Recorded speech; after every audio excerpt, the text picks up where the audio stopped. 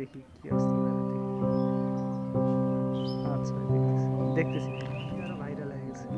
রংপুরের পীরগাছায় থাকা গৌরব উজ্জ্বল ইতিহাসের সাক্ষী ইটাকুমারী জমিদার বাড়িটি এখন স্মৃতিচিহ্ন হতে বসেছে।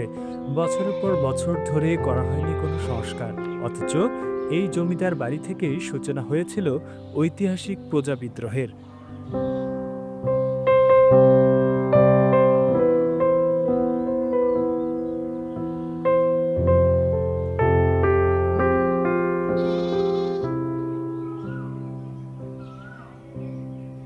জমিদার শিবচন্দ্র রায় নেই, কিন্তু তার জমিদার বাড়িটি সাক্ষী হিসেবে আজও দাঁড়িয়ে রয়েছে। অযত্ন, অবহেলা আর সংরক্ষণের অভাবে জমিদার বাড়ির জৌলুস হারিয়েছে অনেক আগে। এখন শুধু ধ্বংসের শেষ পরিণতি দেখার অপেক্ষা। অথচ এই জমিদার বাড়িটি যুগ যুগ ধরে প্রাচীন পুরাকীর্তির অন্যতম নিদর্শন হিসেবে বিবেচিত হয়ে আসছে।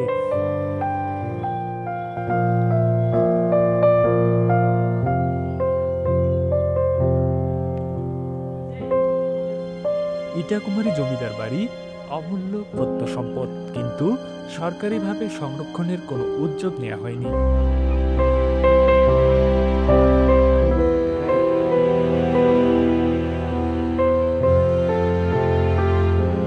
238 বছর আগে ইট সুরকি দিয়ে করা ইটাকুমারী জমিদার বাড়িটি এখন জরাজীর্ণ।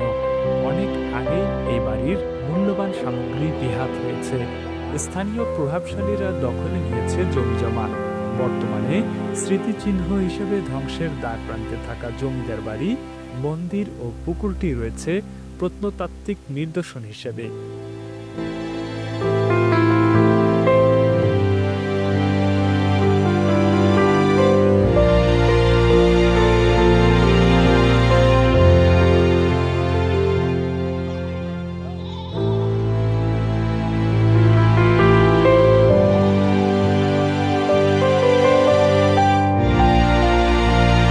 ইতিহাস থেকে জানা যায়, 1783 সালে রংপুরের ঐতিহাসিক প্রজা বিদ্রোহ ইটাকুমারী রাজা শিবচন্দ্রের বাড়ি থেকে সংঘটিত হয়েছিল। কালের সাক্ষী রাজা শিবচন্দ্র এই জমিদার বাড়ির প্রতিষ্ঠাতা।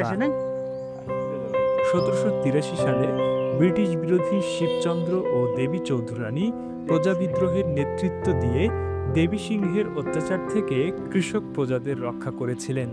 ইটাকুমারী জমিদার বাড়ি ছিল তৎকালীন অবিভক্ত বাংলার দ্বিতীয় নবদ্বীপ।